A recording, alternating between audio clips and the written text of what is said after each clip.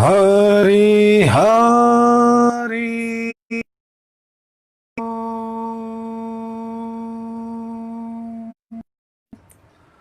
हरि हरि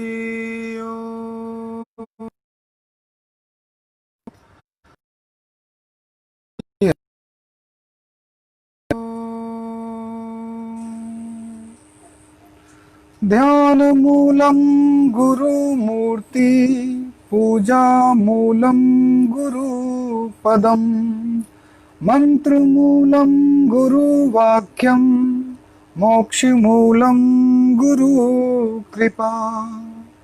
ओम शांति शांति शांति। वासुदेव सुतं देवं कंस चाणूरमर्दनं देवकी परमानंदं कृष्णं वंदे जगद्गुरुम्। ओम शांति शांति शांति। आप सबों का एक बार पुनः इस गीता ज्ञान यज्ञ में स्वागत है। आइए भगवान श्री कृष्ण के उपदेशों का श्रवण करें, उनसे सीखें वो क्या कहना चाहते हैं। भगवान श्री कृष्ण ने यज्ञ की महिमा गाई कि कर्म को कैसे यज्ञ बनाया जा सकता है। फिर उन्होंने कहा कि अगर तुम कर्म में ज्यादा हो, कर्म योगी नहीं, तुम भक्ति योग से भी उस कर्म को दिव्य बना। भगवान कहते हैं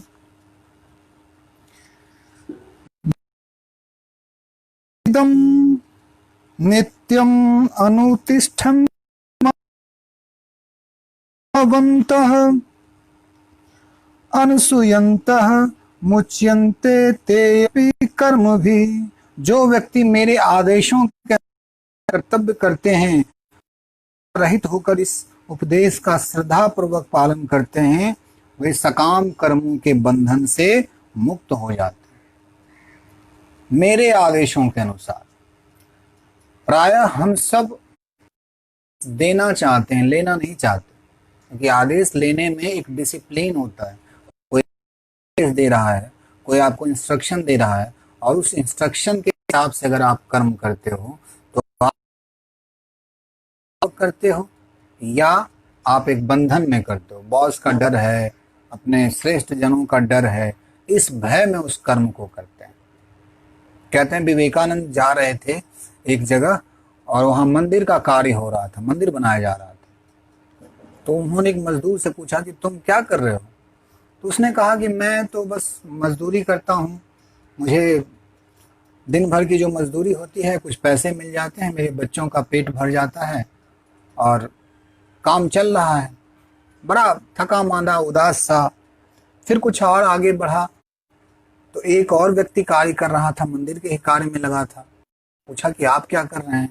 तो कहा कि मैं तो यहाँ का ठेकेदार हूँ, मैंने कॉन्ट्रैक्ट लिया है, इसलिए मुझे मंदिर इतने और मजदूरों को पैसा देना है, सब तरह कर रहा हूँ। और आगे मिला, विवेकानंद ने उससे पूछा कि आप क्या कर रहे हैं इस मंदिर में, आपकी क्या भूमिका निर्माण में? उन्होंने कहा कि मैं तो परमात्मा का कर्म कर रहा हूँ, परमात्मा का कार्य कर रहा हूँ, मेरे नहीं है, ये ईश्वर का कार्य है। तो कर्म वही है, उसको करने की जो गुणवत्ता है वो आदमी बढ़ा देता है। एक कर्म जो है, आप सोशल प्रेशर में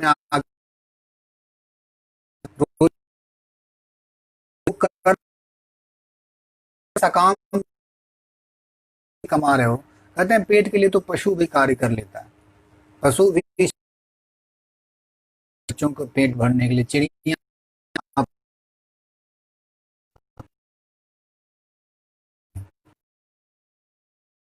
एक पशु का कार्य है, जो कार्य हम करते हैं समाज में, हमें हमारे शरीर को, हमें कितना धन उपलब्ध होगा, इस ढंग के कर्म भी एक तरह से व्यापारिक कर्म है, सामाजिक कर्म है। और लोग जन कर्म दिव्य बनता है जब आप कहते हैं कि नहीं, ये कर्म जो है मैं समस्त के लिए कर रहा हूं, समस्त सृष्टि मेरी भागीदार है इस कर्म में। सृष्टि का कण कण मेरा सहयोगी है। परमात्मा और ये कर्म सबके लिए इसका फल। कोई व्यक्ति पेड़ लगाता है तो वो पेड़ किसी व्यक्ति का नहीं होता, वो सारी मानवता का होता है। उसका ऑक्सीजन सिर्फ उस व्यक्ति के पास ही नहीं पहुंचता, नहीं नहीं मेरा मालिक तो वो है। या उसका फूल ये नहीं कहता कि भाई के लिए, इतना क्षुद्र चेतना से सर्व, तब आप ईश्वर के बहुत निकट होते हो, ईश्वर अनुभूति होती, तब इस आत्म अनुशासन में आप आते हो। कृष्ण कहते हैं कि जो व्यक्ति मेरे आदेशों के अनुसार अपना कर्तव्य करते हैं नहीं होते हैं, नहीं जीते। अहंकार हमेशा है, अहंकार हमेशा अपनी उपलब्धि प्राप्त किया मुझे करना है, वो तुलना में जीता है, ईर्ष्या उसका सहज। अहंकारी व्यक्ति क्योंकि वो अपनी एक सीमा बना के चलता है और दूसरों की भी सीमा बना के चलता है, और उन सीमाओं का वो तराजू से आकर कौन भारी है, कौन बड़ा व्यक्ति है और कौन छोटा व्यक्ति है, कौन मेरे बराबर, कौन मेरे से ऊपर है। तो अहंकार उस हिसाब से अपना व्यवहार करता है। बड़े वरिष्ठ लोगों के साथ उसका व्यवहार बड़ा अलग ढंग का होता है, अपने से नीचे व्यक्ति के प्रति जो व्यवहार होता है वो अलग ढंग का व्यवहार होता है। तो ये अहंकार बड़ा कुशल है, अपने आप को ढाल लेता है। कहते हैं, एक कहानी पढ़ी थी मैंने कि एक लियो टॉल्स्टॉय की कहानी थी कि का कुत्ता चोरी हो गया। इस महकमे को खबर हो गई साहब का कुत्ता चोरी हो गया। कुत्ते की तलाश में वो पूरे शहर में इधर उधर छापेमारी करना, कहीं नहीं लिया, और एक कुत्ता मिला उनको जो डिस्क्रिप्शन से मिलता जुलता था। कुत्ते को देखने के बाद एक ने कहा गंदा सा नहीं होता। सारे सिपाहियों ने उसको लाठी मारा, अपने अपने तरफ से लाठी दिया, किसी ने 2 लाठी दिया, कुत्ते को दुत्कार दिया, और कुत्ता चिल्लाते हुए केंके करते हुए भाग रहा था। और तभी दौड़ता हुआ आया, कुत्ते को, स्वामी है, हमारे साहब का कुत्ता है। सारे सिपाहियों ने उसको सैल्यूट किया, अरे साहब का कुत्ता है। माफी मांगी उससे, कोई उसके लिए कुछ मीट ला रहा था, कोई अंडे ला रहा था, कोई उसको नहला धो रहा था, व्यवहार बदल गया। तो हमारा अहंकार भी बड़ा चतुर है समय के साथ, और आदमी के वजन को माप कर है। हम बड़े कुशल हैं इतनी में है, वो कभी भी आत्म अनुशासन में जैसे ही आप प्रयास करते हो अहंकार खो जाता है, प्रेम प्रकट, सर्व कल्याण की भावना प्रकट होती है। इश्क में हो जब तो समस्त के प्रति भक्ति होती है, तब चांद नजर आता है, तब सूरज की खुशी को बढ़ाते, तब वो अंतर नहीं कर पाता अपना परायों का भेद। क्षमा करें, इंटरनेट की अपनी लीला है, कभी आती है और कभी चली जाती है। मैं कह रहा था कि अहंकार भेद क्रिएट करता है, वो कभी अभेद में नहीं जी सकता। इसलिए कृष्ण कहते हैं कि मेरे आदेशों के व्यक्ति के हिसाब से नहीं, आत्म अनुशासन में आओ, अपनी आत्मा को जानो, आत्मा के सहज स्वभाव को व्यक्त करो। अगर तुम आत्मा को जान लोगे, अगर आत्मा को तुम जीने का प्रयास करोगे तो अहंकार विदा हो जाए। बस भौतिक पहचान को लेके पूरा जीवन जीने की कोशिश करते हो, जो तुम्हारा फिजिकल आइडेंटिटी है, जो तुम्हारा सोशल आइडेंटिटी कार्ड है, उस आइडेंटिटी कार्ड को लेकर तुम स्वार्थ। आंदोलन चल रहा था, मैं उस समय दिल्ली में ही था, तो मैं एक छोटे से ढाबे में खाना खा रहा था।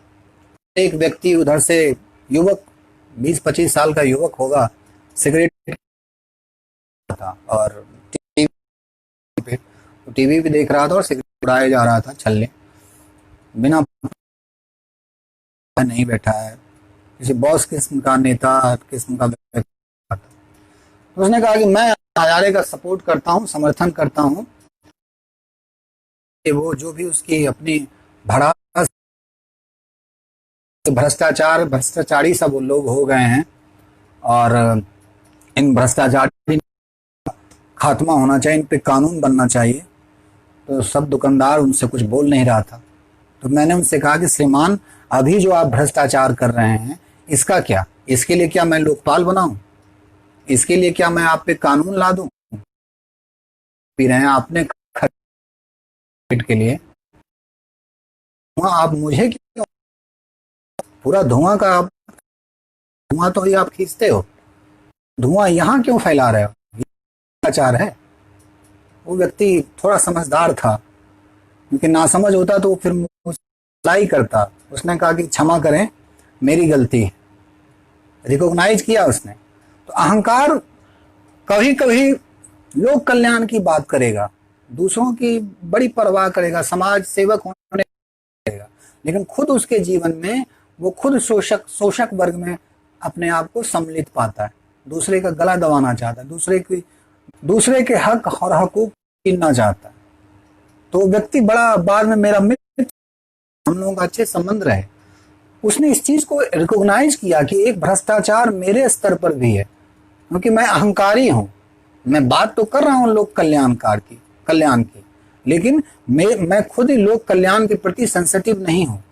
तो जब तक आपको आत्मबोध नहीं होगा, जागरण नहीं होगा, आप अपने तथ्य को आसपास के प्रति संवेदनशील नहीं होइएगा, आप काहे के महात्मा हैं, काहे के आप महान पथ पे जाने की कोशिश कर रहे हैं, आप वही क्षुद्र आत्मा है।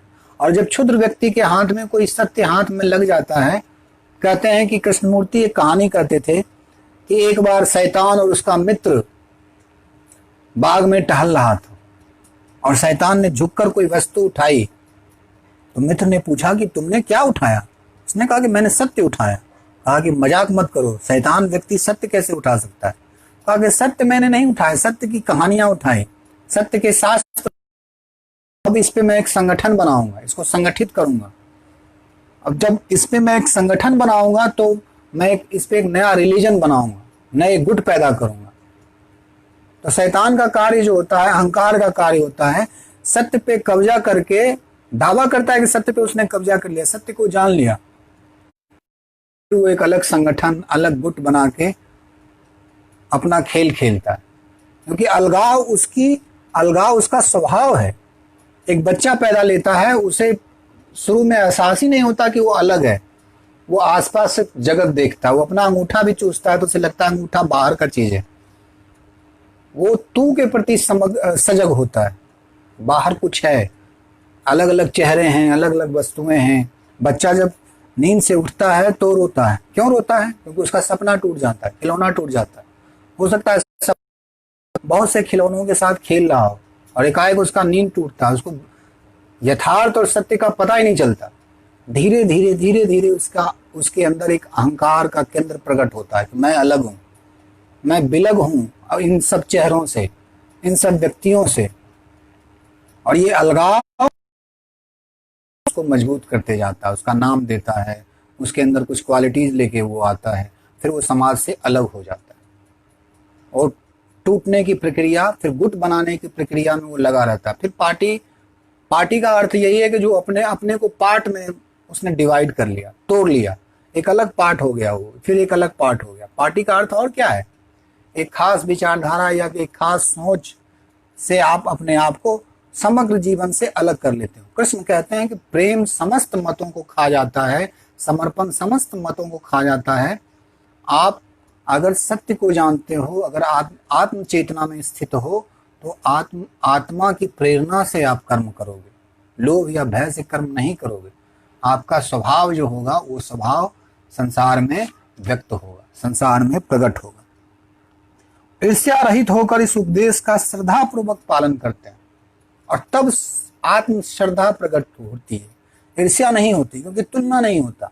अहंकार तुलनाएं करता है, अहंकार छोटे बड़े, मैं छोटा मैं बड़ा, अब मैं ये हो गया वो हो गया, ये और जब आप तुलना करोगे तो ईर्ष्या है, सामने वाला मुझसे बड़ा है, मुझे उसको नीचे दिखाना है, मुझे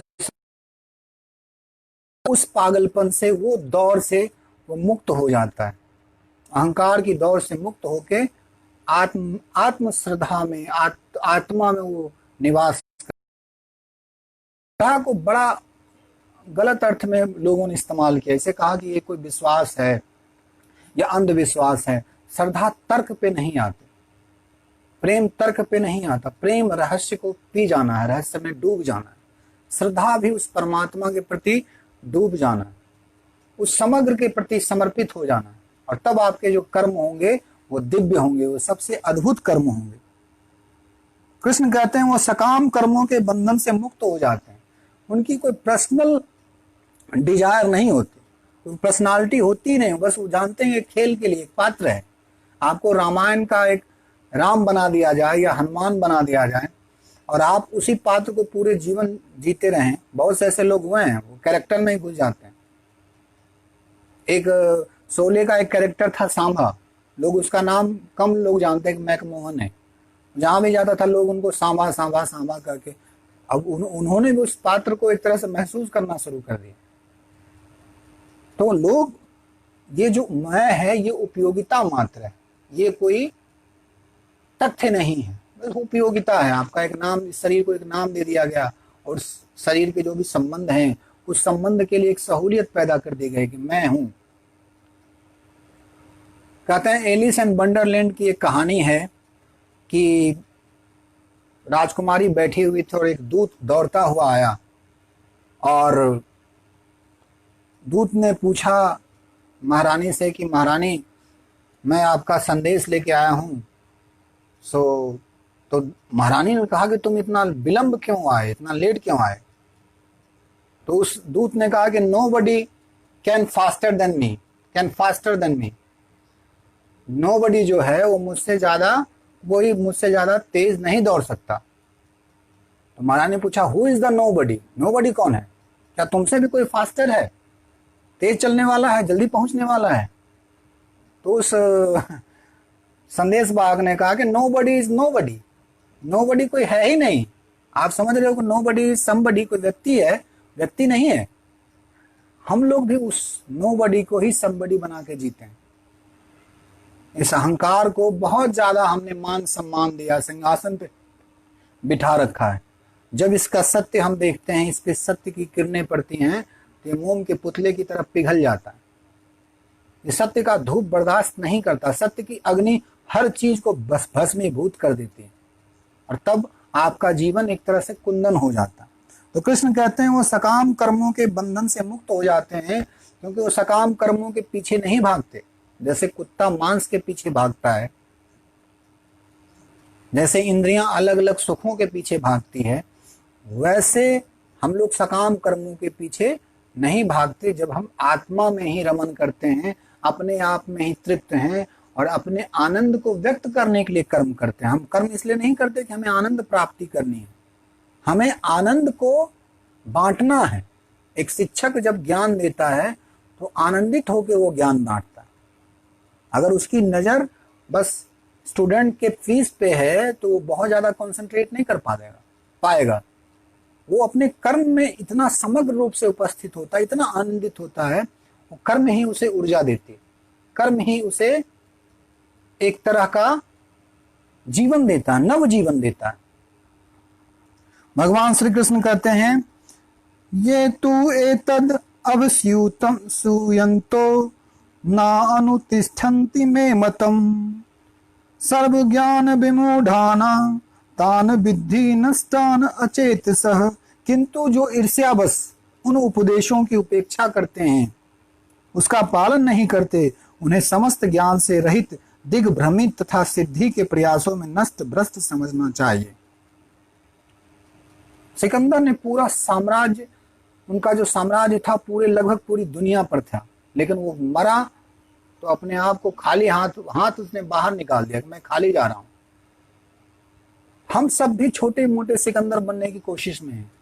सारी भूमि हमारी हो, सारी प्रॉपर्टी हमारी हो, सारी ताकत, सारी शोहरत, सब कुछ हमें हमें उपलब्ध हो, ऐसी आकांक्षा अहंकार की होती है, क्योंकि वो अपने आप को भगवान बनाने की कोशिश करता है। हम सब छोटे मोटे डेमी गॉड गॉड बनने की कोशिश में लगे रहते हैं। कृष्ण कहते हैं कि जो मेरे उपदेशों का पालन नहीं करते वो ईर्ष्या में पड़ेंगे ही पड़ेंगे। ईर्ष्या में जाना उनकी मजबूरी है, वो ईर्ष्या से बच नहीं सकते, क्योंकि वो अहंकार ग्रस्त जीवन जी रहे हैं। वो एक सेल्फ आइडेंटिटी में, एक फॉल्स आइडेंटिटी में जी रहे हैं, और वो आइडेंटिटी उनको ईर्ष्या में ले ही जाएगी। ईर्ष्या करेंगे ही करेंगे। जब देखेंगे उनके उम्र का कोई व्यक्ति करोड़पति हो गया किसी सॉफ्टवेयर को बना के, तो उनसे ईर्ष्या करेंगे। जब देखेंगे उनके उम्र का कोई व्यक्ति बहुत बड़ा स्पोर्ट्समैन हो गया, करोड़ों कमा रहा है, तो ईर्ष्या करेंगे। जब देखेंगे उनके उम्र का कोई व्यक्ति पॉलिटिशियन हो गया, समाज में उसकी एक धाक है, तो ईर्ष्या करेंगे, क्योंकि वो मेजर करेंगे, वो तुलना करेंगे, वो जिएंगे, क्योंकि जीवन ही वही है। सारा रस ही उन्होंने समाज से लेना शुरू किया। उनकी जड़ें में अवस्थित है, उनकी यह सर्व है को ही आधार बना के वो जी रहे हैं। कहते हैं कलयुग केवल नाम आधारा। तुलसीदास कहते हैं कि कलयुग में नाम ही आधार है, लेकिन हमारा जो आधार है वो पोषता है, हमारे अहंकार को बूस्ट करता है, या हमारे अहंकार को तोड़ता। भारत में तो और भी बड़ी बात है कि आप 25 से 30 साल किसी कारण में, तो पूरा समाज आप पे ऐसा प्रेशर बनाएगा कि आप खत्म, यू आर फिनिश्ड, आप कुछ कर ही नहीं सकते। दूसरा मौका देने के लिए तैयार नहीं है। वो ऐसा माहौल बनाएगा कि आपने कोई बहुत बड़ा कुकर्म किया है, बहुत बड़ा कहीं मतलब बलात्कार करके आप आए हैं, इतना बड़ा जघन्य अपराध आपने कर दिया है। लेकिन वही वेस्टर्न कल्चर में जाएं, ऐसे ऐसे लोग हुए हैं जो बहुत एज के बाद, 55, 60, 65 के बाद रिटर्न बैक किया है, बाउंस बैक किया है। लेकिन ये समाज जो का समाज है, 25 वो आपको ऐसे घेर लेता है, ऐसे हिप्नोटाइज कर लेता है कि नहीं तुम भेड़ हो। लेकिन वो आपको ऐसे हिप्नोटाइज करेगा, ऐसी बातें कहेगा, अगर आपकी चेतना समाज में स्थित है तो खड़े होने की कोई, तो आप नशे में जाओ। आज जो बॉलीवुड की जो, ऐसा नहीं कि बॉलीवुड में ही वो बातें हैं, वो बातें हर जगह उपस्थित हैं। लेकिन के बाद उस क्या करें, उनको समझ नहीं आ रहा है। तो से में जाते हैं, कहीं जाते हैं, कहीं पहाड़ों पे चढ़ने जाते हैं, कई तरह के सेंसेशन लेने की कोशिश करते हैं उन पैसों से। क्या करें उस पैसे का, अथाह पैसा उनके पास है, लेकिन उस पैसे का वो सदुपयोग नहीं कर सकते। वो सदुपयोग नहीं करके उसका भोग करते हैं, और भोग अंततः आपको रोग में ले ही जाएगा, आप भ्रम में जाओगे ही जाओगे।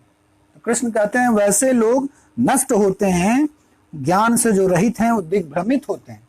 उनकी सफलता भी अंततः असफलता ही सिद्ध होती है, जैसे सिकंदर की सिद्ध हुई, जैसे बड़े बड़े स्टारों की अभी स्थिति दिख रही है, गुमनामी में खो जाते हैं। राजेश खन्ना का जीवन देखें, गुमनामी में खो गए। वही धर्मेंद्र का जीवन देखें, एक एक्टर हैं धर्मेंद्र जी, वो एक नेचुरल जीवन जी रहे हैं। अभी अपने फार्म हाउस में जाते हैं, एक किसान, वो जानते हैं वो किसान फैमिली से, वो इस सामाजिक तामझाम से बाहर हैं, प्रकृति से जुड़ गए। और जैसे ही आप प्रकृति से जुड़ते हो, प्रकृति आपको महाप्रकृति की तरफ ले जाती है, महान स्वभाव की तरफ ले जाती है, वो आपको परमात्मा की तरफ गति करती है। तो कृष्ण कहते हैं कि जो मेरे उपदेशों का, जो आत्म उपदेशों का पालन नहीं करते, वो सिद्धि पाने का प्रयास तो करते हैं, लेकिन उसमें नष्ट भ्रष्ट हो जाते हैं। आज देखें, राजनेता हो, पत्रकार हो, फिल्म स्टार हो, हर कोई भ्रष्ट हो चुका है सिद्धि के चक्कर में। कोशिश तो कर रहे हैं वो सिद्धि पाएं, सफलता पाएं, सत्ता के लिए हर तरह का तिक्रम अपनाने के लिए कोशिश करते हैं, या अपनी सत्ता बनी रहे फिल्म इंडस्ट्री में, इसके लिए भी उन्होंने प्रयास किया अलग अलग तरह का।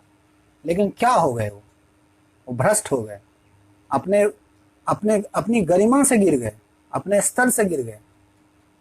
कृष्ण कहते हैं कि ऐसे लोग नष्ट भ्रष्ट, उनको समझना चाहिए, वो नष्ट हो जाते हैं, वो हृदय शून्य हो जाते हैं और परमात्मा और प्रकृति के प्रति कठोर हो जाते हैं, वो असुर हो जाते हैं। वो प्रकृति का और परमात्मा के दिए हुए वरदानों का दुरुपयोग करते हैं और अंततः वो समाज के लिए अभिशाप सिद्ध होते हैं। बड़ी समस्या है, इसके लिए आप सबों से मैं क्षमा चाहता हूं। आज के लिए मैं अपने को यहीं विराम देता हूं। सर्वन्तु सुखिनः सर्वे सन्तु निरामयाः सर्वे भद्राणि पश्यन्तु मा कश्चित् दुःखभाग् भवेत्। ओम शांति शांति शांति। हरि ओम। श्री राम कृष्णार्पणम। आप सब शुभ हो, शुभ की आकांक्षा करें दूसरों के लिए भी और अपने लिए इसी कामना के साथ